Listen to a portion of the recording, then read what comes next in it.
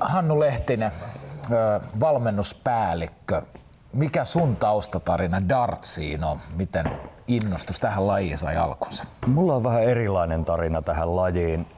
Mä oon ensikosketuksen saanut dartsiin sitä kautta, että oma edesmennyt isäni, terveisiä tonne yläilmoihin, niin hän kuumeen jälkitautina sairasti tällaiseen tautiin kuin Guillain-Barré.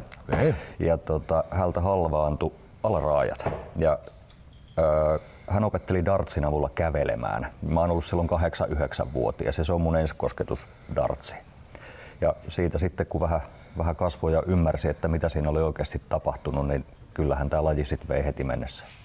Miten, saako kysyä, niin miten isäsi opetteli kävelee dartsin avulla? No tässähän väistämättä tää 2 metriä 37 senttiä viivalta taululle edestakaisin ja sinne oli rakennettu kaide, mistä tukea ottamalla mentiin edestakaisin ja tunteja.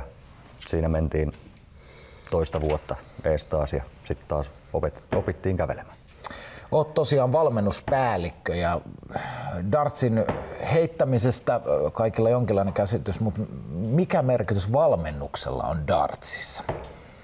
Tämä on varmaan sellainen asia, että tämä on ihan samanlainen merkitys kuin ihan missä tahansa urheilulajissa. Että kun ruvetaan pohtiin, että kyllähän tämä on urheilua yhtä lailla kuin mikä muukin. Että ehkä tämä vaan enemmän vaatii sitä henkistä kanttia, että tämä ei ole niin fyysinen laji, mutta kyllä siinä niin kuin pelaaja tarvii ihan varmasti sitä tukea ja ohjausta.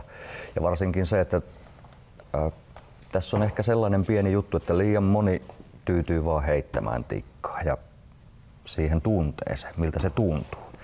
Ja tunne vähän joskus valehtelee. Se heitto ei näytä samalta kuin miltä se tuntuu. Ja silloin on ne ulkopuoliset silmät hyviä ja että mitä sä voit tehdä asialle parantaaksesi, niin tällaisia pikkujuttuja. Ei ole rakettitiedettä, mutta siis vaatii kyllä niin pelaajalta kuin valmentajaltakin niin aika paljon sellaista vuorovaikutteisuutta.